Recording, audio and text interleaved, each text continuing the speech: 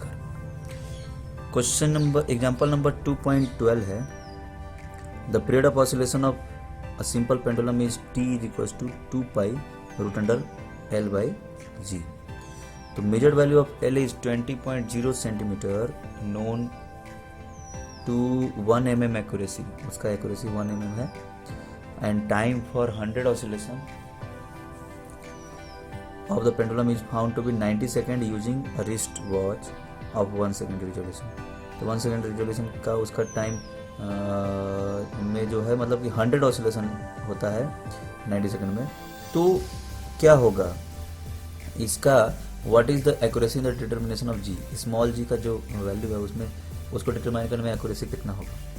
तो हम लोग को पता है कि यहाँ टाइम पीरियड दिया हुआ है t is equals to 2 pi root under l by G. तो दोनों तरफ स्क्वायरिंग करेंगे तो क्या हो जाएगा, T square is equals to 4 pi square l by G. G अगर ऊपर जाएगा तो क्या होगा 4 pi square l by T square होगा ना। ठीक, अब हमारा जो ये टाइम पीरियड है, time period is equals to क्या होगा, टाइम टेकन अपॉन में नंबर ऑफ ऑसिलेशन।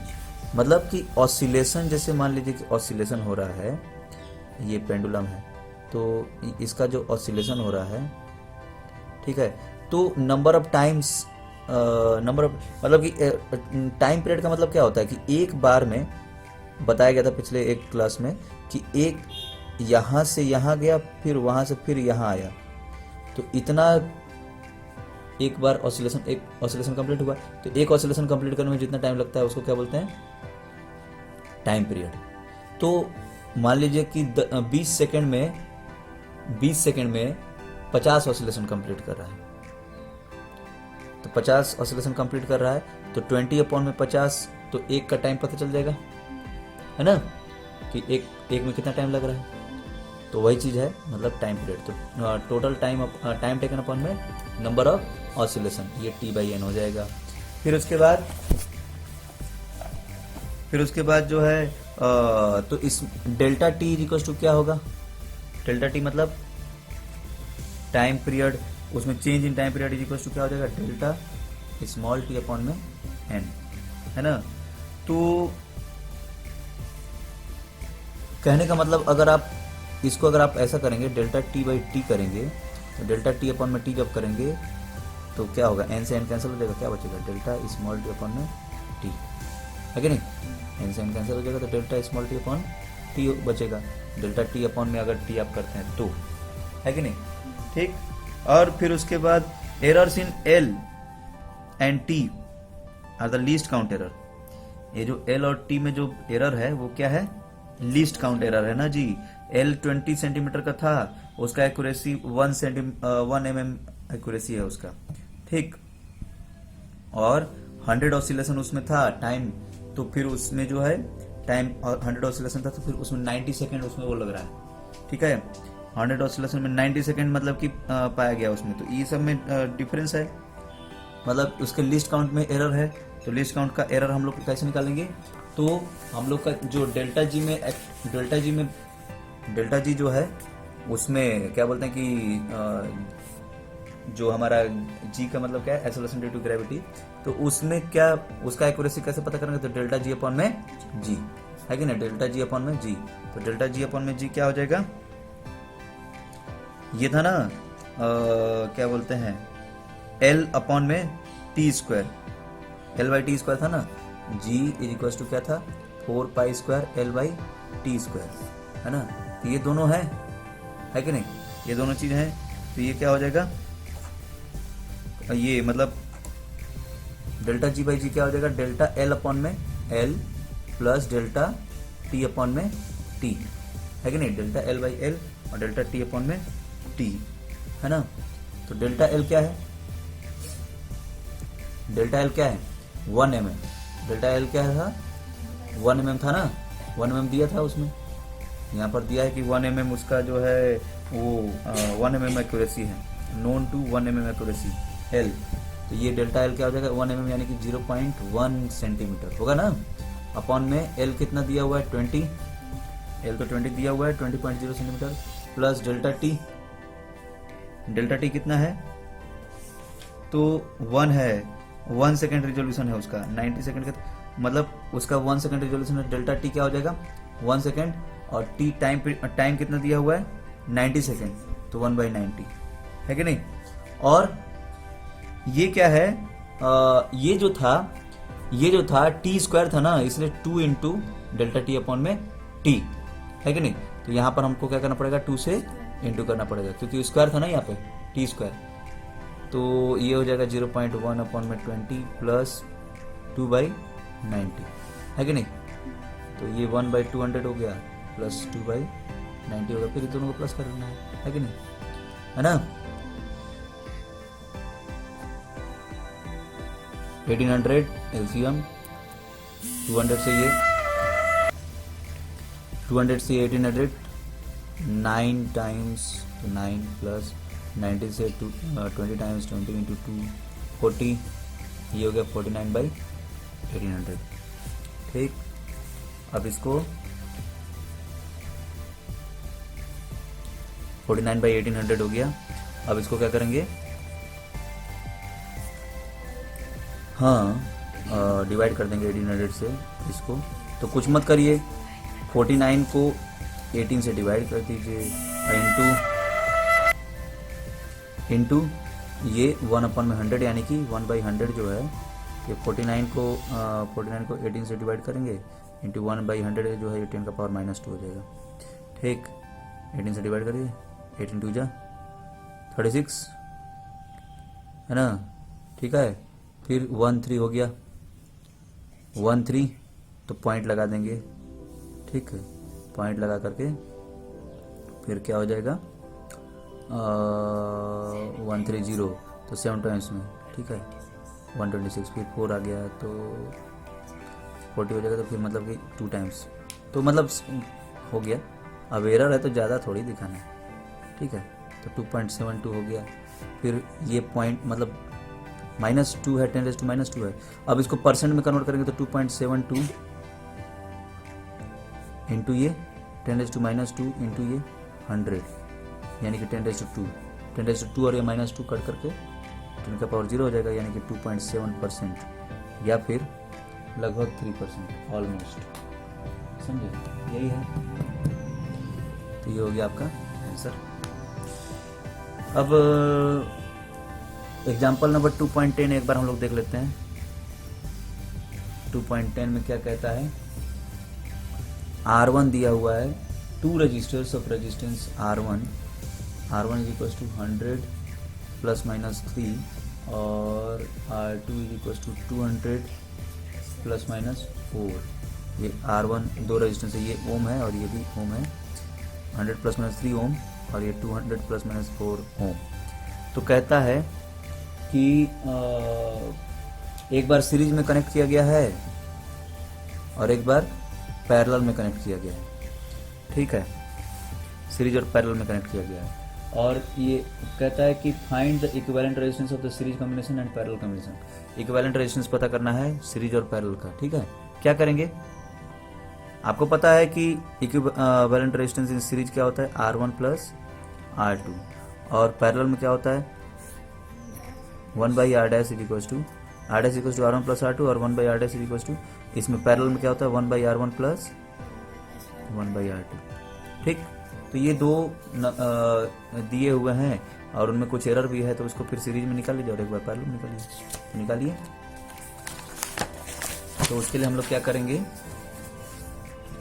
जैसे ये आपका ये हो गया R', हम लोग सीरीज का निकालते हैं, तो R' is equal to R1 + R2, यानी कि R' is equal to R1 क्या था 100 ±3, और प्लस R2 क्या है 200 ±4, ठीक है। तो हम लोग क्या करेंगे 100 + 200 कर देंगे, है ना, ठीक है। और ये प्लस माइनस ये 3 + 4, हम लोग एडिशन वाले में देखे हैं ना, ऐसे ना करते हैं, ठीक है। तो 100 + 200 क्या हो जाएगा 300 ± ये 7 ओम, ये हो गया सीरीज में, ठीक। अब पैरेलल वाले में, पैरेलल का इक्विवेलेंट रेजिस्टेंस क्या होगा, पैरेलल का इक्विवेलेंट रेजिस्टेंस करने के लिए, तो 1/r' is equal to 1/r1 plus 1/r2 है कि नहीं। तो 1/r' हमारा जो है अच्छा 1/r' इज इक्वल टू क्या हो गया, ये R1 इंटू R2 है कि नहीं, R1 इंटू R2 मतलब एलसीएम लेंगे तो R1 इंटू R2 हो जाएगा, और यहाँ पर R1 से इसको डिवाइड करेंगे तो R2 हो जाएगा, तो मतलब R2 प्लस ये R1 जैसे बचपन में किया करते थे। तो ये वही चीज़ है। तो फिर हमारा जो R' होगा वो क्या हो जाएगा, ये ऊपर चला जाएगा ना, ये ऊपर गया तो फिर ये भी ऊपर चला जाएगा, तो R1 इंटू R2 अपन में R1 प्लस R2 या फिर R2 प्लस R1 जो भी है, ठीक। तो ये हो गया। तो क्या करेंगे, अब हम देखेंगे R1 इंटू R2 क्या है। R1 इंटू R2 क्या होगा,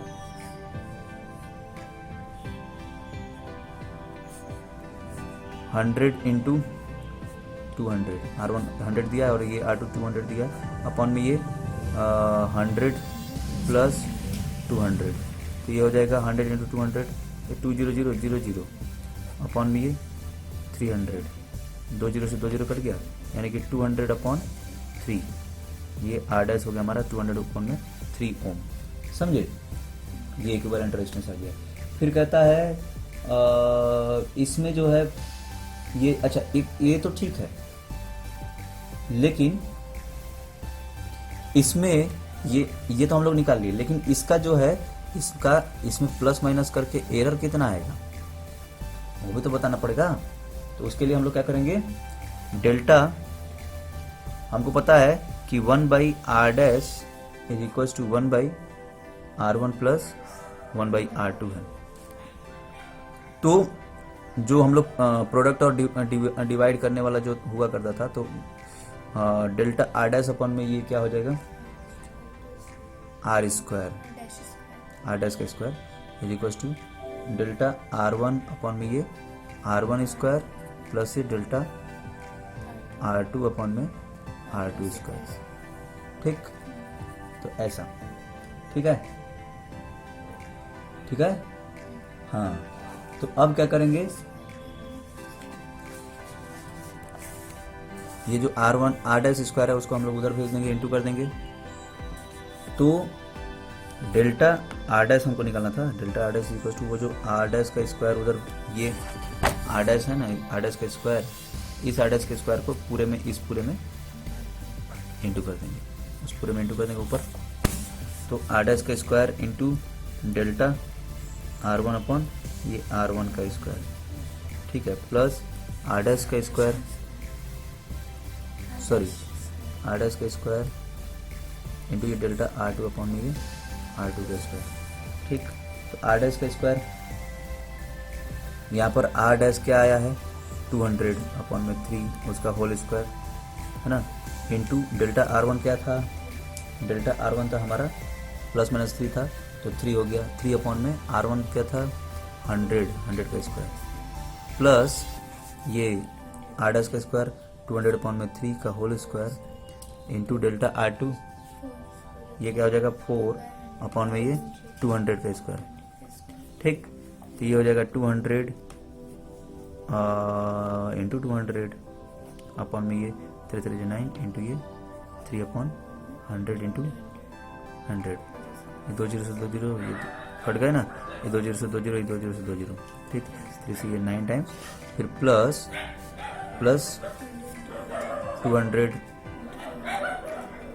हाँ इंटू 200 अपॉन में ये 9, ठीक है, और इंटू ये क्या गया 4 अपॉन ये 200 का स्क्वायर, यानी कि 200 इंटू 200, तो ये 200 से दोनों 200 तो कट गया, तो क्या बचा 2 टू जब 4/3 प्लस ये 4/9 है ना, तो 4/3 प्लस 4/9 इसमें ले लीजिए 9, 3 से 9 3 टाइम्स 3 4 12 प्लस ये 1 टाइम्स 4, तो 16 अपॉन में 9, यानी कि ये डिवाइड करेंगे तो 9 1 जा 9, और ये फिर उसके बाद ये 70, तो फिर 7 कुछ आएगा, ठीक है ना। तो जो कि हम लोग से आगे कुछ और रहेगा तो फिर हम लोग 8 ले लेंगे, ठीक है, डिवाइड कर लेंगे। तो फिर ये हो गया हमारा डेल्टा आर डैश। तो डेल्टा आर डैश आ गया, तो हमारा जो R dash plus minus delta R dash लिखना है तो उसको क्या लिखेंगे, आर डैश क्या था 200/3 प्लस माइनस 1.8, 200/3 ये 66.7 हो जाएगा, प्लस माइनस 1.8 ओम। तो ये हो गया आपका ऐसे, ठीक है, ठीक है। सिग्निफिकेंट फिगर्स, सिग्निफिकेंट फिगर्स मतलब जैसे जो इंस्ट्रूमेंट है, मेजरिंग इंस्ट्रूमेंट है, ठीक है, उसमें कुछ ना कुछ एरर्स होते हैं, है ना, ठीक है। तो उसका जो मेजरमेंट का जो वैल्यू है, हम जितना प्रिसाइज वैल्यू हम लोग मतलब कि उसको रिप्रेजेंट करें प्रिसाइज वैल्यू से, तो उतना अच्छा है कि नहीं, हमारे एक्सपेरिमेंट के लिए अच्छा बेहतर होगा। जितना ज़्यादा से ज़्यादा प्रिसाइज वैल्यू को हम लोग मतलब कि उसमें इंक्लूड करें, तो वो प्रिसाइज वैल्यू को इंक्लूड करने का मतलब कि उसमें कितने फिगर्स जो हैं सिग्निफिकेंट हैं, रिलायबल हैं, समझे, रिलायबल हैं, तो उनको बोलेंगे सिग्निफिकेंट फिगर्स, समझे। तो अब जैसे रिलायबल डिजिट्स, जो डिजिट्स हमको मतलब कि उसमें जो हमारे लिए मतलब कारगर हैं, हमारे लिए कारगर सिद्ध हो रहे हैं, है ना, प्रूफ हो रहे हैं, तो उनको हम लोग क्या बोलेंगे, सिग्निफिकेंट फिगर, जो कुछ ना कुछ सिग्निफाई करेगा, कोई ना कोई चीज़ को क्या करेगा, वो सिग्निफाई करेगा, इनको बोलेंगे क्या, सिग्निफिकेंट फिगर, है ना, उसका वैल्यू जो है ना कोई इंपॉर्टेंस रखेगा, है ना। जैसे हम लोग ऐसे भाई कुछ भी ऐसे थोड़ी लिख देंगे कि भाई हाँ ऐसा 2 ये फलाने का, फिर उसको फिर भाई उसमें जो वैल्यू का मतलब रहे तब ना, फिर है कि नहीं, जिन डिजिट्स का मतलब रहे तो वो फिर सिग्निफिकेंट फिगर्स होंगे, तो वही है। अब हम लोग कुछ एग्जाम्पल देखेंगे जिससे फिर हम लोग को ये सिग्निफिकेंट फिगर को समझने में थोड़ा सा आसानी हो जाएगा, समझे। तो सबसे पहला है कि चेंज, यूनिट को चेंज करने से सिग्निफिकेंट डिजिट्स और वो चेंज नहीं होगा, आप ध्यान रखिएगा, सुनिए समझिए, यूनिट्स को चेंज करने से सिग्निफिकेंट फिगर चेंज नहीं होगा, है ना, ठीक।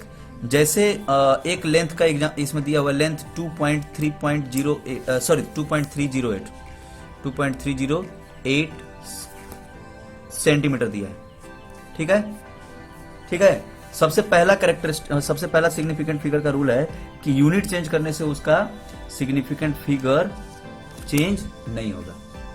2.308 इसमें कितने सिग्निफिकेंट फिगर्स हैं, 1 2 3 4 सिग्निफिकेंट फिगर्स हैं। तो इसके 4 सिग्निफिकेंट फिगर्स हैं। अगर हम लोग इसको मिलीमीटर में कन्वर्ट कर दें, मिलीमीटर में कन्वर्ट करेंगे तो क्या होगा, 10 से इंटू करेंगे तो 23.08, इसमें भी 4 होंगे। अगर मीटर में कन्वर्ट करना है सेंटीमीटर को तो 100 से डिवाइड करेंगे तो ये हो जाएगा, 100 से डिवाइड करने पर 0.02308 होगा ना। तो इसमें कितने सिग्निफिकेंट डिजिट्स हैं, नहीं 4 ही रहेंगे। क्यों, क्योंकि इसमें ये जो था ये तो सेंटीमीटर में था, ऐसा था सेंटीमीटर में, अब ये मीटर में कन्वर्ट हुआ तो ये मीटर में कन्वर्ट होने के बाद हमारे सिग्निफिकेंट फिगर्स तो यही है ना, ठीक है। अब इसका कुछ रूल है। अब अच्छा एक आपको हम एक और एग्जांपल बताते हैं। माइक्रोमीटर में जैसे लिखना है तो 2.308 सेंटीमीटर है, इसको माइक्रोमीटर में लिखना है तो 1 सेंटीमीटर में क्या बोलते हैं कि 100 मतलब कि 1 मीटर में जो है 100 सेंटीमीटर होता है, और 1 क्या बोलते हैं कि मीटर में जो है 10⁻6 माइक्रोमीटर होता है, 10⁻6 माइक्रोमीटर होता है। मतलब कि 1 माइक्रोमीटर में जो है 10⁻⁻6 मीटर होता है ना, 10⁻⁻6 मीटर, तो 1 मीटर में जो है 10⁻6 माइक्रोमीटर हो जाएगा ना। तो 1 माइक्रोमीटर में 10⁻⁻6 मीटर है, तो सेंटीमीटर से जब आपको माइक्रोमीटर में कन्वर्ट करना है तो क्या है, सेंटीमीटर 10⁻⁻² है और ये 10⁻⁻6 में कन्वर्ट करना है, तो क्या करना पड़ेगा, -4 और पीछे जाना पड़ेगा, है ना, मतलब 4 और उसमें माइनस करना पड़ेगा। तो 4 और माइनस करने का मतलब हम लोग इस पॉइंट को 4 डिजिट उधर शिफ्ट, राइट साइड में शिफ्ट करेंगे, ठीक है। तो 2.308 है ना, तो पॉइंट को 4 डिजिट इधर शिफ्ट करेंगे तो क्या हो जाएगा, 23080, है ना, माइक्रोमीटर, ठीक है, 0.0 लगा सकते हैं, तो ये माइक्रोमीटर। अब ये माइक्रोमीटर में इतना है और आपका मीटर में, मतलब मीटर में जो है 0.02308, ठीक, और माइक्रोमीटर में इतना, और सेंटीमीटर में कितना था, 2.308 सेंटीमीटर था, है कि नहीं। तो कहने का मतलब इन कोई सा भी ले लीजिए, उन सब में नंबर ऑफ सिग्निफिकेंट फिगर कितने हैं, 4 ही हैं, सब में 4 ही हैं। अब इसके कुछ रूल्स हैं। तो सबसे पहला रूल ये है कि all the non zero digits are significant.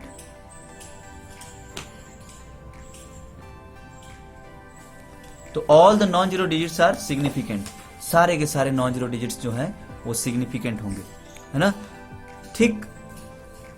दूसरा पॉइंट कहता है कि all the zeros between 2 non zero digits are significant no matter where the decimal point is, if at all. कहने का मतलब जैसे 2 डिजिट्स के बीच में जो जीरो है वो सिग्निफिकेंट रहेगा, है ना। जैसे हम लोग 25.408, तो इसमें कितने सिग्निफिकेंट डिजिट्स हैं, 2 और 3 4 5 हैं, ये मतलब उस जीरो को जो है काउंट किया जाएगा सिग्निफिकेंट फिगर के रूप में, है ना, ठीक। If the number is less than 1, the zeros on the right side of the decimal but to the right side of the decimal point but to the left of the first non-zero digit are not significant। जैसे हमारे पास एक number है जो कि 1 से छोटा है, तो 1 से छोटा मतलब 0 पॉइंट कुछ होगा, है ना, ठीक। तो 0.546, इसमें कितने सिग्निफिकेंट डिजिट्स हैं, 3, ठीक। 0.0546, इसमें कितने हैं, इसमें भी 3 होंगे, ठीक। इसमें सिग्निफिकेंट फिगर कितने होंगे, 3। इस जीरो को काउंट नहीं किया जाएगा, ठीक है। 0.009406 इसमें है, तो इसमें कितने सिग्निफिकेंट डिजिट्स होंगे, ये 1 2 3 4 ये होंगे, ये नहीं काउंट किया जाएगा। अगर नंबर 1 से छोटा है तो जो the zeros trailing the point, decimal point, मतलब डेसिमल पॉइंट के बाद जो जीरो जाते हैं और उसके लेफ्ट साइड में जो होते हैं, किसके लेफ्ट साइड में, फर्स्ट डिजिट के, मतलब कोई सा भी एक फर्स्ट इंटीग्रल वैल्यू जो भी है उसके लेफ्ट साइड में रहेगा, वो जीरो को काउंट नहीं किया जाएगा। ये 9 था, 9 के लेफ्ट साइड में और डेसिमल के राइट साइड में है, ये जो जीरोज हैं ये काउंट नहीं होंगे। लेकिन अगर ये ऐसा होता है 0.009 फिर उसके बाद 005, तो ये जीरो नहीं काउंट होता, लेकिन ये जीरो काउंट होगा, क्योंकि ये तो 2 नंबर के बीच में है, समझे। तो ये चीज, हाँ। अब लेकिन अगर ये ऐसा होता, 1.0056, तो ये जीरो काउंट होगा, ठीक है, क्योंकि ये तो 1 से बड़ा है ना, और इधर 1 है। बताया गया है कि जीरोज 2 नंबर के बीच में जो जीरोज होंगे वो काउंट किए जाएंगे, चाहे वो पॉइंट यहां लगे चाहे कहीं भी लगे, ठीक। तो ये चीज। नेक्स्ट है टर्मिनल और trailing zeros in the number without a decimal point are not significant. कहने का मतलब जैसे टर्मिनल 0.12500, ये डेसिमल पॉइंट इसमें नहीं लगा हुआ है, तो ये दोनों जीरो को काउंट नहीं किया जाएगा, ठीक। ये दोनों सिग्निफिकेंट फिगर में नहीं आएंगे, ठीक। और trailing zero in number with a decimal point are significant. लेकिन अगर यही चीज 12.500 है तो ये जीरो को काउंट किया जाएगा नहीं, पॉइंट के बाद अगर रहेगा तो उनको काउंट किया जाएगा। अगर ये ऐसा भी रहे 125.00 तो भी इसको काउंट किया जाएगा, हाँ, ये साइंस का फिजिक्स का वो है, क्योंकि हो सकता है ये प्रिसाइज वैल्यू बताने के लिए किया गया हो। यहाँ सेंटीमीटर हो सकता है दिया जाएगा, है ना। हाँ समझे, तो 18.0 सेंटीमीटर का मतलब वही होता है, ठीक है। ये चीज़ कि वो प्लस माइनस वहाँ पर एरर बताने के लिए या फिर कुछ करने के लिए, समझे, ये सब चीज़, ठीक। अब जैसे ये 0.6500, इसमें कितने सिग्निफिकेंट फिगर्स होंगे? 4 होंगे, क्योंकि ये भी 0 काउंट हो जाएंगे, ठीक है। यही है, तो ये है। अब है next, there can be some confusion regarding the trailing zero. जैसे कभी कभी कंफ्यूजन होता है कि suppose a length is reported to 4.700 metre, ठीक है। तो इसका मतलब इसमें कितने, ये प्रिसाइज वैल्यू बताने के लिए किया गया है ना। तो इसको हम लोग 4.7 मीटर भी लिख सकते हैं, ठीक है। तो 4.700 मीटर जो है उसको 470.0 सेंटीमीटर लिख दिया, या फिर इतना 4700 मिलीमीटर लिख दिया, या फिर इतना किलोमीटर लिख दिया। तो ये है, तो जो हो गया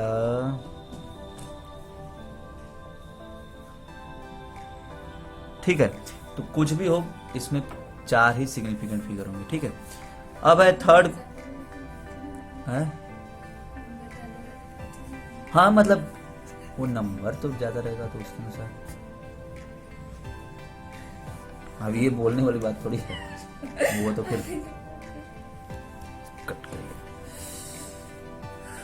थर्ड है, to remove such ambiguities in determining the number of significant figure the best way is to report every measurement in scientific notation. इसीलिए सबसे बेहतर तरीका क्या है, साइंटिफिक नोटेशन में उसको आप रिप्रेजेंट करिए, समझे, ठीक है। साइंटिफिक नोटेशन में जैसे आपके पास जैसे ये 4.700 मीटर है, तो इसको क्या करेंगे, 4.700 इंटू 10⁻² सेंटीमीटर, है ना। 4.700 इंटू 10⁻² सेंटीमीटर हो गया। अब जैसे ये मिली, मतलब कि इसको मिलीमीटर में अगर बताना है तो 4.700 इंटू 10⁻1 मीटर में कितना मिलीमीटर होता है, 3, 10⁻3 होता है ना, तो मिलीमीटर हो गया। और अगर किलोमीटर में करना है तो 4.700 इंटू 1 मीटर में कितना किलोमीटर होता है, 10⁻³ किलोमीटर, ठीक है। तो यही, ठीक है, तो यही सब है। और एक है फिर उसके बाद, for a number greater than 1 without any decimal the trailing zeros are not significant. अगर 1 से अगर बड़ा होगा, और 1 से अगर बड़ा होगा, अच्छा हाँ, जो हम लोग उधर बात कर रहे थे ना, 1 से अगर बड़ा रहेगा और विदाउट एनी डेसिमल उसमें नहीं है, the trailing zeros are not significant. मतलब कि कोई एक नंबर अगर 1 से बड़ा है, यहाँ पे 0.1250 है, ठीक है, तो द डिजिट नहीं, ये तो शायद बता दिया गया 1 से बड़ा वाला। तो trailing zeros are not significant, मतलब कि 125 जैसे हम बताए थे ना आपको, 12500, तो ये 1 से बड़ा है। अब ये जो ट्रेलिंग जीरो है, इनको इसमें डेसिमल ही नहीं है, ये तो बता ही दिया गया आपको, तो ये सिग्निफिकेंट नहीं है, समझे। तो 12500, ये 00 सिग्निफिकेंट नहीं है, तो ये चीज। For a number with a decimal trailing zeros are significant, ये तो बता ही दिए भी। कोई भी साइंटिफिक नोटेशन में भी, मतलब जो नंबर अगर डेसिमल वाला है तो उसमें ट्रेलिंग जीरो जो होंगे वो सिग्निफिकेंट होंगे, ओके। अब है, zeros conveniently put on the left of a decimal for a number less than 1 is never significant. मतलब क्या कि जैसे 0.1250 है, तो ये जो जीरो है ना, ये सिग्निफिकेंट थोड़ी है, नहीं है ये। छठवां है, मल्टीप्लाइंग और dividing factors which are neither rounded numbers nor numbers representing measured value are exact and have infinite number of significant figures। जैसे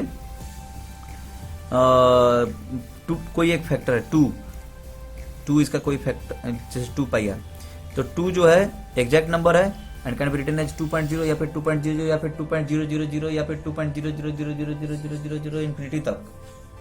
तो जो फैक्टर्स होते हैं उनमें इन्फिनाइट क्या होते हैं, इन्फिनाइट सिग्निफिकेंट फिगर होते हैं, समझे। यही है। अब बाकी आपको ये सब rules for arithmetic operation with significant figure ये सब तो जानते ही हैं। आप सिग्निफिकेंट फिगर का यूज करेंगे, जो हमारा आंसर जो जैसे मतलब जैसे हम आपको एक छोटा सा एग्जांपल बताते हैं, इन मल्टीप्लिकेशन और division the final result should retain as many significant figure as are there in the original number with the least significant figure. जैसे हम एक आपको एक यहाँ पर एक अच्छा सा एग्जांपल दिया है कि 4.237 ये मास है और ये वॉल्यूम है 2.51, तो मास ऊपर वॉल्यूम डेंसिटी होता है। तो जो हमारा डेंसिटी आएगा, वो डेंसिटी जो आया है वो उसका आंसर, उसमें कितने सिग्निफिकेंट फिगर होने चाहिए, इसमें देखना है कि इसमें 4 सिग्निफिकेंट फिगर है और इसमें 3 है, तो जो आंसर आएगा उसमें भी 3 होना चाहिए। ठीक है, आप डिवाइड कर लीजिए लेकिन उसको 3 तक ही मतलब रखिए, 3 सिग्निफिकेंट फिगर तक ही उसको रखिए आप, है ना। ठीक है, 3 तक ही रखना है। ठीक है, ये रूल है। फिर अगला है इन एडिशन और subtraction the final result should retain as many decimal, मतलब with the least decimal places. इसमें भी वही चीज है कि उसमें कितने सिग्निफिकेंट फिगर होने चाहिए, लीस्ट डेसिमल प्लेसेस तक जिसमें रहेगा तो उसको, मतलब लीस्ट डेसिमल प्लेसेस तक, यानी कि लीस्ट डेसिमल प्लेसेस का मतलब, लीस्ट डेसिमल प्लेसेस का मतलब कि जैसे आपके पास एक नंबर है 403.224 और एक नंबर है 4.23। ठीक है, तो आपका जो प्लस करेंगे तो क्या होगा, इसका, इसमें पॉइंट के बाद 3 डेसिमल प्लेसेस थे ना, इसमें 2 ही हैं, तो आपका जो आंसर आना चाहिए वो ऐसा आना चाहिए, पॉइंट के बाद 3 डेसिमल प्लेसेस तक आना चाहिए। प्लस और माइनस में, इंटू और डिवाइड में क्या होना चाहिए, ऐसा आना चाहिए, कम से कम सिग्निफिकेंट फिगर वाला। और प्लस और माइनस में क्या आना चाहिए, ज्यादा, मतलब कि कम, क्या बोलते हैं कि लीस्ट डेसिमल पॉइंट तक का। ये लीस्ट डेसिमल पॉइंट तो ये 4 वाला है ना। ठीक है भाई, ये 10th प्लेस है, ये 100th प्लेस है, और ये 1000th मतलब पार्ट है, 1000th डेसिमल पॉइंट है। ठीक है, तो ये मतलब वहां तक जाना चाहिए। जैसे आप 403.224, इसमें 4.23 ऐसा प्लस करेंगे, ये 4 भी काउंट होगा, समझे। ठीक है, ऐसा। और जब इंटू करेंगे तो 403.224 इंटू करेंगे 4.23, तो जो आंसर आएगा ना, तो उसमें ये 2 डिजिट्स है ना, तो उसको लेना है। पॉइंट तो आप लगा देंगे कि इंटू करने के बाद,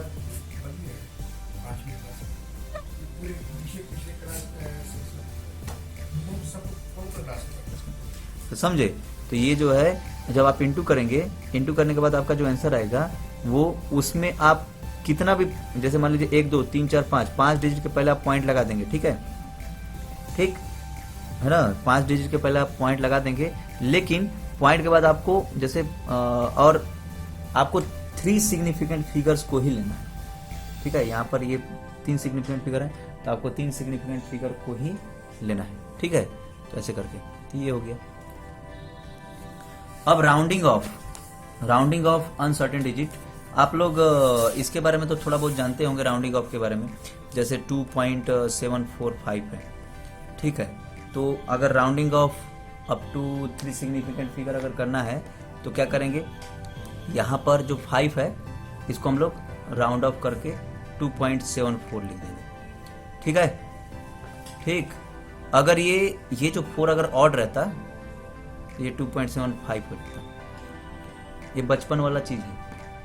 ठीक है, यहां अब जैसे 2.756 है, आपको 3 सिग्निफिकेंट फिगर तक आपको क्या करना है, राउंड ऑफ करना है, समझे। तो 3 सिग्निफिकेंट फिगर तक से राउंड ऑफ करना है तो क्या करेंगे, 2.756 है, इसमें 3 सिग्निफिकेंट फिगर करना है तो ये 2.75 लेंगे ना। ठीक है, फिर लेकिन ये जो 5 है, इस 5 के आगे क्या है, 6 है।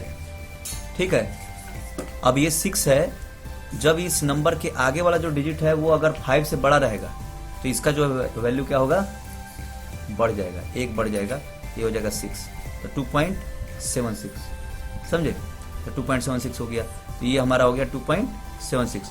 फिर उसके बाद अगर ऐसे ही, जैसे यहां पर ये था 2.745 इसमें, अच्छा 2.755 अगर रहेगा, ये अगर ऑड नंबर, जैसे हमको 3 सिग्निफिकेंट फिगर तक करना था, 2.75 कर दिए, ठीक है 2.75 कर दिए, लेकिन ये 5 क्या 5 ही रहेगा, यहां इसके बाद ये 5 है ना, अगर ये 5 है तो क्या होगा, और ये उसके पहले वाला प्रीवियस जो नंबर है वो अगर ऑड है तो फिर ये नंबर आगे बढ़ जाएगा, ठीक है, एक हम लोग बढ़ा करके लिख देंगे, और अगर ये इवन रहता, ठीक है 2.745 रहता तो ये 2.74 ही लिखते, समझे, और अगर ये 5 से कम है तो फिर 2.74 तो लिखेंगे, अगर ये 5 से कम है तो ये वाला नंबर अगर 5 से कम है तो 3 सिग्निफिकेंट फिगर तक लिखेंगे तो 2.74 लिखेंगे, लेकिन अगर 5 या 5 से बड़ा है तो 5 से बड़ा रहेगा तो ये 2.75 हो जाएगा,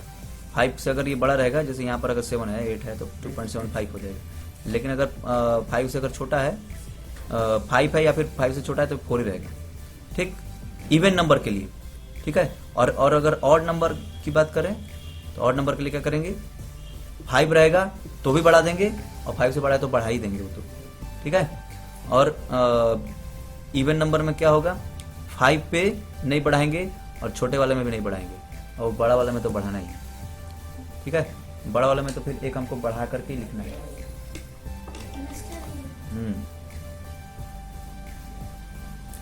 जी, तो ये जो है, अब जैसे एक एग्जांपल नंबर 2.31 क्या कहता है, each side of a cube is measured to be 7.203 metre,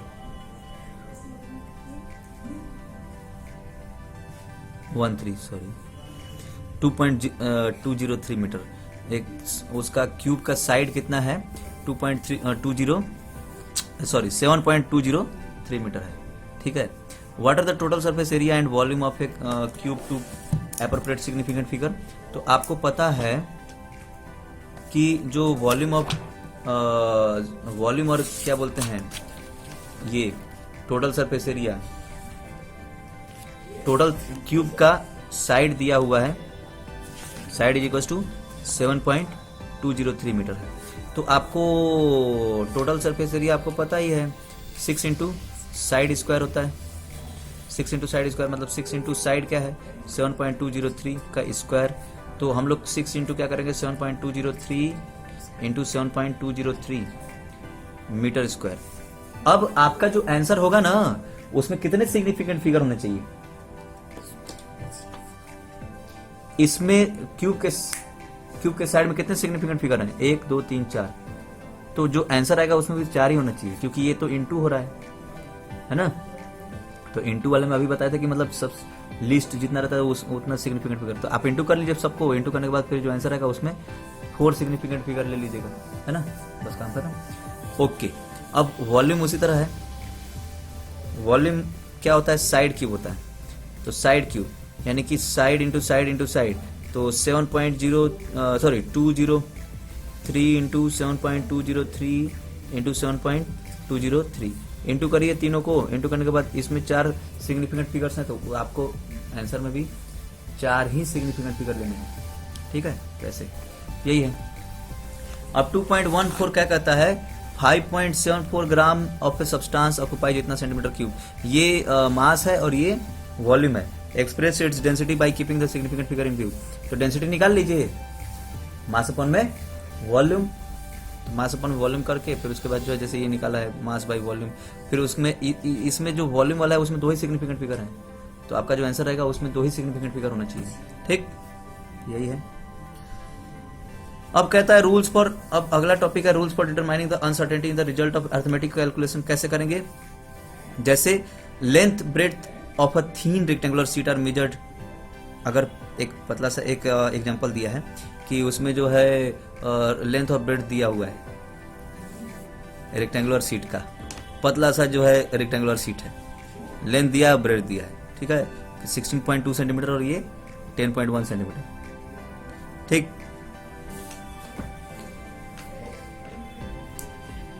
सुनिए, जैसे length and breadth of A thin rectangular sheet को अगर यूजिंग मीटर स्केल से नाप के बताया गया है कि 16.2 सेंटीमीटर और 10.1 सेंटीमीटर, तो हम लोग उसमें क्या कर सकते हैं, एरर कुछ ना कुछ तो होगा ही भाई। मीटर स्केल है और उसमें सेंटीमीटर नापे हैं, तो 16.2 प्लस माइनस 0.1 सेंटीमीटर, मतलब उसको परसेंटेज में अगर कन्वर्ट करेंगे तो 16.2 सेंटीमीटर प्लस माइनस 0.6% है ना। ठीक, 0.1 सेंटीमीटर को आप 16.2 से डिवाइड करेंगे तो 0.6% हो जाएगा।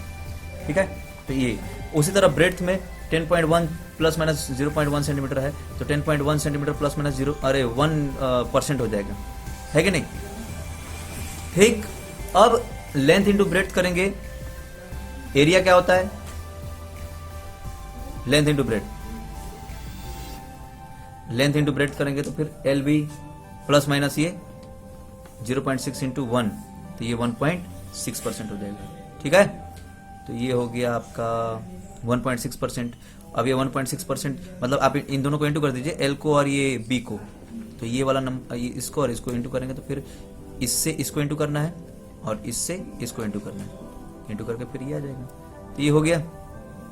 तो कहने का मतलब ये 2.6 इसमें प्लस माइनस 2.6% 1.6% था, जिसको इसका 1.6% निकाले तो फिर 2.6 आया। तो एल इंटू बी जो है 164 प्लस माइनस 2.6 को हम लोग 3 लिख सकते हैं, है ना। ठीक है, राउंड ऑफ करके तो यही है। अच्छा, if a set of experimental data is specified to n significant figure, a result obtained by combining the data will also be valid to n significant figure। जैसे मान लीजिए कि डाटा को सब्ट्रैक्ट किया तो number of significant figure reduce कर जाएंगे, है ना। ठीक है, जैसे हमारे पास ये 12 एग्जांपल एक दिया हुआ है, इसमें 12.9 ग्राम है और 7.06 ग्राम है। ठीक है, उस इसमें 3 सिग्निफिकेंट फिगर है, इसमें भी 3 सिग्निफिकेंट फिगर है, और इसका आंसर आया 5.84 ग्राम। ठीक है, लेकिन इसको हम लोग 5.8 ग्राम ही लिखेंगे। ठीक है, कि हो सकता है एज अनसर्टेनिटी इन सब्ट्रैक्शन और addition combine in a different fashion. ठीक है, मतलब कहने का मतलब smallest number of decimal place rather than the number of significant figure in any of the number added और सब्ट्रैक्टेड। तो इसका इसमें जो है इसको हम लोग को 5.8 ऐसे ही लिखना है। ठीक है, ठीक, हो सकता है कि ये जो है मतलब अनसर्टेन डिजिट हो, है ना, ये मतलब उसको राउंड ऑफ कर देना है। ठीक है, अब relative error of value of a number specified to significant figure depends not only on n but also on the number itself. Number पे भी डिपेंड करता है, सिर्फ n पे ही नहीं। ठीक है, जैसे ये इसका 1.02 ग्राम है, इसका मतलब एक्यूरेसी कितना, प्लस माइनस 0.01 ग्राम, और दूसरा मेजरमेंट 9.89 ग्राम है, उसका एक्यूरेसी भी इतना ही है।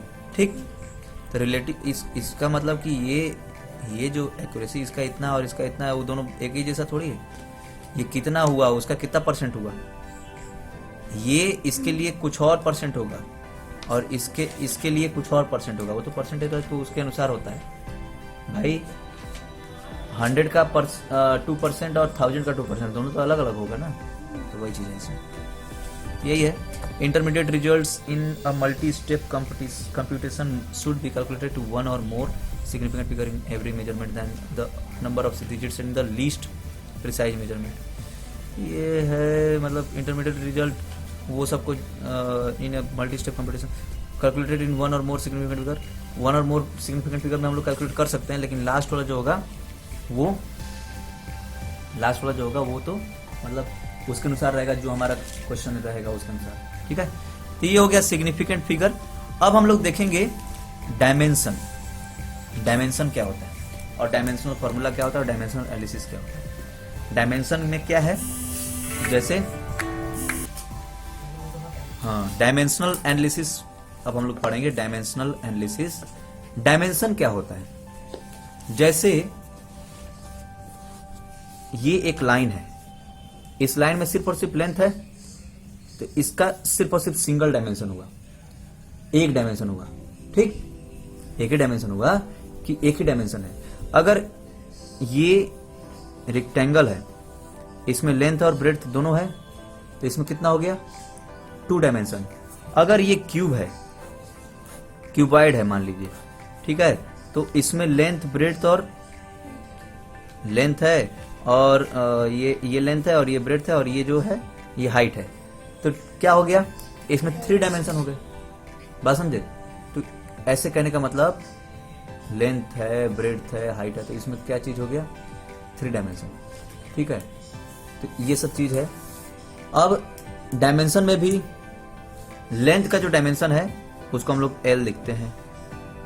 ठीक, मास को ऐसे लिखेंगे M। ठीक है, टेम्परेचर को K लिखेंगे, टाइम को T लिखेंगे, है ना, टाइम को क्या लिखेंगे, T लिखेंगे, और जो करंट है उसको हम लोग A लिखेंगे। समझे, ये है। L हो गया लेंथ, M हो गया मास, K हो गया टेम्परेचर, T हो गया टाइम, और A हो गया एम्पियर यानी कि करंट। समझे, ये है। और ल्यूमिनस इंटेंसिटी को जो है CD लिखा जाता है। और आपका एक और क्या, अमाउंट ऑफ सब्सटेंस जो है ना, मोल, उसको मोल ऐसे लिखते हैं। अब हम लोग देखेंगे, हमेशा डायमेंशन को जो है ब्रैकेट में, ये स्क्वायर ब्रैकेट में लिखना पड़ता है। समझे। अब हम लोग देखेंगे कि जैसे अब आपका जो है क्या बोलते हैं कि लेंथ है, तो लेंथ को तो आप L से ऐसे रिप्रेजेंट कर देंगे। एरिया है, एरिया को क्या लिखेंगे, एरिया क्या है, लेंथ इंटू ब्रेड्थ। तो लेंथ को भी हम लोग लेंथ में ही नापते हैं, और ब्रेड्थ को भी हम लोग लेंथ में ही नापते हैं। लेंथ में ही नापते हैं ना, अरे मतलब लेंथ मेजरमेंट ही है ना, वो मास मेजरमेंट तो है नहीं, तो लेंथ मेजरमेंट है, तो L इंटू L यानी कि L का पावर 2, ये ऐसा। अब उसी तरह वॉल्यूम है, तो volume is equal to L into B into H, ये L और ये L और ये भी तो लेंथ होगा, हाइट भी तो लेंथ ही, मतलब हाइट भी तो एक लेंथ मेजरमेंट है। आपके पास 7 ही यूनिट्स हैं, 7 फंडामेंटल यूनिट्स हैं। उस 7 फंडामेंटल यूनिट्स में से आप देखिए कि क्या उसको किस चीज में नापा जाता है, तो इसको किस चीज में मेजर किया जाता है। लेंथ को भी लेंथ में मेजर करेंगे, ब्रेड्थ को भी लेंथ में मेजर करेंगे, और हाइट को भी लेंथ में ही मेजर करेंगे। तो L into L into L यानी कि ये क्या हो जाएगा, L का पावर 3। समझे, तो ये जो पावर है ये क्या है, उसका मेजरमेंट बताता है। तो यही है। अब हम लोग देखेंगे, अब जैसे मान लीजिए आप वेलोसिटी जानते हैं ना, वेलोसिटी क्या होता है, डिस्प्लेसमेंट अपॉन में टाइम। समझे, तो velocity is equal to displacement by time होता है। तो अब इसका वेलोसिटी का अगर हमको डायमेंशन पता करना है, तो velocity is equal to displacement को हम लोग लेंथ में मेजर करते हैं ना, लेंथ में मेजर करते हैं, तो L लिख देंगे, और टाइम को टाइम में, तो अपॉन में T, यानी कि क्या हो जाएगा, L T raise to -1, L T raise to -1। समझे, तो हम लोग बात कर रहे थे ना, वेलोसिटी L, इसका डिस्प्लेसमेंट L हो गया है ना, और इसका T हो गया, तो L T -1, T ऊपर जाएगा तो T का पावर -1 हो जाएगा ना। तो ये जो पावर है, यही पावर क्या बताता है, ये पावर क्या बताता है, उसका डायमेंशन, कि भाई ये इसका लेंथ का डायमेंशन। इसमें जो वेलोसिटी में क्या क्या चीज है, लेंथ है और ये टाइम है। ठीक है, तो लेंथ और टाइम दो चीज है। पावर बताता है कि जैसे ये लेंथ का पावर 1 है, तो 1 डायमेंशन इन लेंथ, T का पावर -1 है, तो रेसिप्रोकल ऑफ 1 डायमेंशन, एक डायमेंशन टाइम का है ना, तो यही चीज है। तो मतलब कि -1 डायमेंशन इन टाइम। समझे, तो इस तरीके से। अब मान लीजिए वेलोसिटी हो गया। अब दूसरा चीज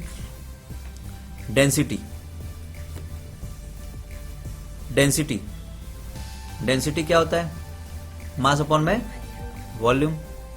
तो मास का m हो जाएगा ना, ठीक, अपॉन में वॉल्यूम का क्या होगा, L इंटू L यानी कि L क्यूब होगा ना। तो डेंसिटी का क्या हो जाएगा, m L to the power -3। तो 1 डायमेंशन इन मास और -3 डायमेंशन, मतलब कि लेंथ का 3 डायमेंशन है, लेकिन वो नेगेटिव वे में, नेगेटिव मतलब कि हाँ अपॉन में है, मतलब कि रेसिप्रोकल में है ना, तो इसलिए ये चीज। अब आप ऐसे ही सबका निकाल सकते हैं ना। अब आप फोर्स का देखिए, फोर्स क्या होता है, मास इंटू एक्सेलरेशन। तो मास का m, ठीक है। और एक्सेलरेशन का क्या होगा, एक्सेलरेशन आपको पता है, एक्सेलरेशन का निकाल लीजिए। एक्सेलरेशन पता है वेलोसिटी अपॉन में टाइम होता है, ठीक है, चेंज वेलोसिटी अपॉन में टाइम होता है, तो v/t है। तो वेलोसिटी का भी हम लोग निकाल लेते हैं L(t-1) है ना, अपॉन में t, तो क्या हो जाएगा ये L(t-2) हो जाएगा ना। ये हो जाएगा एक्सेलरेशन का L(t-2), तो mL(t-2) यानी कि क्या हो जाएगा फोर्स का mL(t-2), ठीक है, ऐसा बात समझे। तो 1 डायमेंशन मास में और 1 डायमेंशन लेंथ में और -2 डायमेंशन, मतलब वो टाइम में 2 डायमेंशन है, तो वैसे करके -2। तो यही है, ऐसे करके आप जो है सबका मतलब कि इस तरीके से आप डायमेंशनल इक्वेशन आप लिख सकते हैं, ठीक है। अब जैसे वेलोसिटी है, अब हम आपको डायमेंशनल इक्वेशन लिख के बताते हैं। जैसे वेलोसिटी, तो वेलोसिटी इज इक्वल्स टू, जैसे वहां पे L(t-1) था ना, तो m को 0 लिखना है, m0 L1 और t-1, ठीक है, बात समझे, इस तरीके से। अब जैसे आपको ये वेलोसिटी स्मॉल v लिखते हैं, और अगर वॉल्यूम है, वॉल्यूम, तो वॉल्यूम क्या होगा m0 L³ और t0, t तो है ही नहीं, टाइम तो है ही नहीं ना उसमें। वॉल्यूम में क्या होता है, length into length into length, यानी कि L³ t0 हो जाएगा और m भी 0 हो जाएगा, बात समझे, यही सब चीज है। अब ये डेंसिटी था, डेंसिटी को हम लोग रो से रिप्रेजेंट करते हैं, तो रो मास तो है ही इसमें, और लेंथ है -3, लेकिन टाइम नहीं है, टाइम 0 है, ठीक है। तो ये चीज समझे, समझे, यही है रो इज इक्वल टू इतना। तो अब हम लोग देखेंगे dimensional analysis and its application. अब इसका एप्लीकेशन क्या है, सबसे पहला checking the dimensional consistency of equation. अब आप डायमेंशनल कंसिस्टेंसी चेक कर सकते हैं, देखिए समझिएगा इसको कैसे। डायमेंशनल कंसिस्टेंसी आप चेक कर सकते हैं किसी भी इक्वेशन का, कैसे, जैसे आप लोग जानते हैं v is equal to u plus at, formula जानते हैं ना, v is equal to u plus at।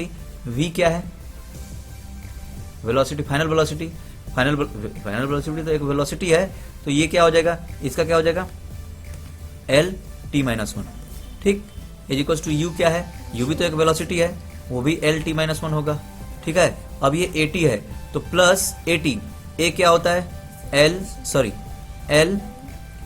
L(t-2) और इंटू ये t इंटू t, ठीक है, ये L(t-1) हो गया, और प्लस ये हो जाएगा L(t-2 + 1), -2 + 1 क्या हो जाएगा -1, तो ये दोनों तो सेम चीज है ना, तो L(t-1) ही हो गया, यही है, तो हुआ ना, ये भी L(t-1), ये भी L(t-1), मतलब प्लस करने में दोनों का तो वो सेम रहना चाहिए, तभी तो हम प्लस कर सकते हैं। दोनों मीटर क्यूब रहेगा तभी हम लोग प्लस करेंगे, दोनों सेंटीमीटर स्क्वायर रहेगा तभी हम लोग प्लस करेंगे, तो वैसे रहता है। तो दोनों L(t-1) आ गया, और इसका LHS में भी L(t-1) ही था, है ना, तो मतलब ये जो इक्वेशन है सही है, इससे हम लोग इक्वेशन को ये बता सकते हैं, भाई ये चेक कर सकते हैं कि वो सही है कि गलत है, इक्वेशन जो आया है, यही चीज है। आप लोग एक इसका करके बताइएगा, S is equal to ut plus half at², इसको चेक करके बताइएगा, है ना। फिर ऐसे ही सबका कर सकते हैं, ओके। दूसरा है, मतलब इसको बोलते हैं होमोजेनिटी प्रिंसिपल, होमोजेनिटी प्रिंसिपल हो गया। अब एक और एग्जांपल आपका दिया हुआ है, एग्जांपल नंबर 2.15, हाफ mv² है और ये mgh है, दोनों का क्या एक ही जैसा है, एक ही जैसा आएगा, देख लीजिएगा। अब 2.16 में ये कह रहा है कि SI unit of energy is इतना जूल, जो कि kg m²/s² होता है ना। अच्छा, कुछ का जैसे आप लोग को हम बता देते हैं, जैसे फोर्स का तो आपको बता ही दिए, एनर्जी का आप निकालिए, वर्क का निकालिए, पावर का निकालिए, ठीक है, फॉर्मूला सबको पता ही होगा, इन सब चीज़ों का आप लोग निकाल के रखिए, पहले काम आएगा। तो ये kinetic energy equal to m² v³ दिया हुआ है, ये हाफ mv² दिया है, ma दिया है, और ये चेक करना है कि कौन सा जो है काइनेटिक एनर्जी का जो ये वैल्यू है, काइनेटिक एनर्जी का जो ये जूल यूनिट है, इसके यूनिट के इक्वल कौन सा है इन सब में से, ठीक, चेक करिए, ठीक है। अब सेकेंड इसका यूज है deducing relation among physical quantities, physical quantities के बीच में हम लोग रिलेशन डिड्यूस कर सकते हैं। इसका एक हम आपको एग्जांपल बताते हैं, जैसे एग्जांपल नंबर 2.17 दिया हुआ है, कंसीडर अ सिंपल पेंडुलम एक सिंपल पेंडुलम है having a bob attach to a string that oscillates under the force of action of force of gravity. Force of gravity के एक्शन में वो ऑसिलेट कर रहा है एक बॉब, ठीक है, ठीक है। Suppose that the period of oscillation of time of the simple pendulum depends on the length. ये जो इसका टाइम पीरियड है वो लेंथ पे डिपेंड करता है, मास पे डिपेंड करता है, और ये अगर मान लीजिए कि acceleration due to gravity G पे डिपेंड करता है, तो इनके बीच में इस टी और इन तीनों के बीच में क्या रिलेशन होगा, ठीक है, इस टी और इस तीनों के बीच में क्या रिलेशन होगा। तो हम लोग देखते हैं, हम लोग मान लेते हैं T time period is equal to K into L to the power X और M to the power Y और G to the power Z. हमको ये L to the power X और M to the power Y और G to the power Z, इससे फिर हम लोग इसका अगर वैल्यू निकाल लेंगे एक्स वाई जेड का, तो इससे हमको फिर ये पता चल जाएगा भाई वो कैसे डिपेंडेंट है ना। तो टाइम पीरियड तो टी होता है is equal to K into L, ये एल ये हो गया हमारा L to the power x, ठीक है। ये मास हम लोग क्या देख रहे थे कि time period is equal to, इसको हम लोग ऐसा लिख सकते हैं ना, K into L to the power X M to the power Y और G to the power Z. तो ये जो एल है लेंथ है, L to the power X हो गया, और ये जो एम है वो तो मास है, M to the power Y हो गया, और ये जो जी है, जी क्या है, जी है एक्सेलरेशन ड्यू टू ग्रेविटी। ये तो एक्सेलरेशन है, तो जी का आप निकाल लीजिए क्या होगा, एक्सेलरेशन का क्या होता है, एल टी माइनस टू होता है ना, तो ये क्या हो जाएगा L T minus two whole power Z, ठीक। और ये हमारा इधर तो टाइम पीरियड है, तो ये टाइम पीरियड, इधर टाइम पीरियड सिर्फ और सिर्फ ये हो गया हमारा के इंटू, अब देखेंगे एल का पावर क्या है, अब सबको मिलाएंगे तो एम का पावर वाई, एम का power Y into one Y, ठीक, और एल का पावर एक्स, और ये प्लस, इसमें एल तो है नहीं, इसमें पावर क्या हो जाएगा जेड होगा ना, यहाँ एल का पावर क्या हो जाएगा जेड हो जाएगा ना, तो एक्स प्लस जेड, एल का पावर क्या हो जाएगा एक्स प्लस जेड। और फिर उसी तरह हमारा जो टी है, टी इसमें नहीं है, इसमें नहीं है, इसमें सिर्फ और सिर्फ इसमें टी है, तो माइनस टू इंटू जेड हो जाएगा ना, minus two into Z minus two Z होगा कि नहीं। तो ये हो गया हमारा एम का पावर वाई, एल का पावर एक्स प्लस जेड और टी का पावर माइनस टू जेड। तो ये इसमें एम का पावर क्या है जीरो है, एल का पावर क्या है जीरो है, टी का पावर क्या है वन है। एलएचएस में जो हमारा टी है उसमें एम तो जीरो है, एल भी जीरो है और टी वन है, तो इज इक्वल टू ये हो जाएगा K into M to the power Y, L to the power X plus Z और T to the power minus two Z, है कि नहीं। अब आप इन दोनों को कंपेयर करिए, कंपेयर करेंगे, कंपेयरिंग बोथ साइड लिख दीजिए, तो m to the power zero है, यानी कि y इज इक्वल टू फिर क्या हो जाएगा जीरो होगा ना। आप देखेंगे इसको और इसको कंपेयर करेंगे तो m to the power zero is equal to m to the power y, तो y इज इक्वल टू क्या हो जाएगा जीरो, और l to the power zero है और l to the power x plus Z है, तो x plus Z is equal to ये भी जीरो होगा। अरे भाई x plus Z is equal to ये जीरो होगा ना, पावर, इसका पावर तो जीरो है, तो उसको कंपेयर करेंगे तो x plus Z is equal to zero, ठीक। तो x इज इक्वल टू ये minus Z, x is equal to minus Z. अब उसके बाद इसको कंपेयर करें टी वाले को कंपेयर करेंगे तो टी का पावर यहाँ पर क्या है माइनस टू जेड, और यहाँ पर क्या है वन, तो minus two Z is equal to one, ठीक।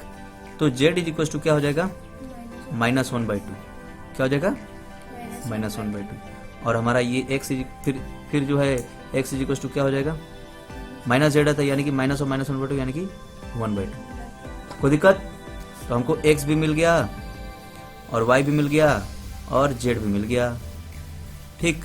अब हम लोग इसका वैल्यू हम लोग उस वाले इक्वेशन में पुट कर देंगे जो टाइम इज इक्वल टू उसका हम लोग लिखे थे ना k into L to the power X M to the power Y और G to the power Z, तो इसको लिखे थे, तो टाइम k इंटू क्या लिखेंगे एल का पावर क्या है x है, तो एल का पावर क्या हो जाएगा वन बाई टू, और m का पावर y है तो m का पावर जीरो, और g का पावर z है तो g का power minus one by two, यानी कि t is equal to k into ये m का पावर 0 है तो उसको तो हटा दीजिए, क्या हो जाएगा ये l का पावर 1/2 और अपॉन में g का पावर 1/2।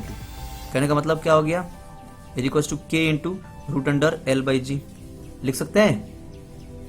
अरे भाई 1/2 दोनों का है तो क्या हो जाएगा रूट अंडर l/g। तो time period is equals to क्या हो गया k into root under l/g। अच्छा ये k का वैल्यू फिर हम लोग कैसे निकाल सकते हैं जानते हैं, ऑसिलेशन जब भी होता है तो 2 पाई, मतलब ऑसिलेशन जो वेव ऑसिलेट करता है तो 2 पाई के बाद अपने आप को रिपीट करता है ना। तो इसको हम लोग k का वैल्यू हम लोग 2 पाई लिख सकते हैं रूट अंडर l अपॉन में g। तो ये हो गया हमारा टाइम का वैल्यू, है कि नहीं, समझे, यही है, कोई दिक्कत। तो ये हो गया आपका चैप्टर कंप्लीट, ठीक है, समझे, ये चैप्टर कंप्लीट हो गया। अब इसको आप लोग बनाइए, नोट्स कंप्लीट करिए, फिर उसके बाद जो है एक्सरसाइज कुछ बनाइए। ओके, थैंक यू, नमस्कार।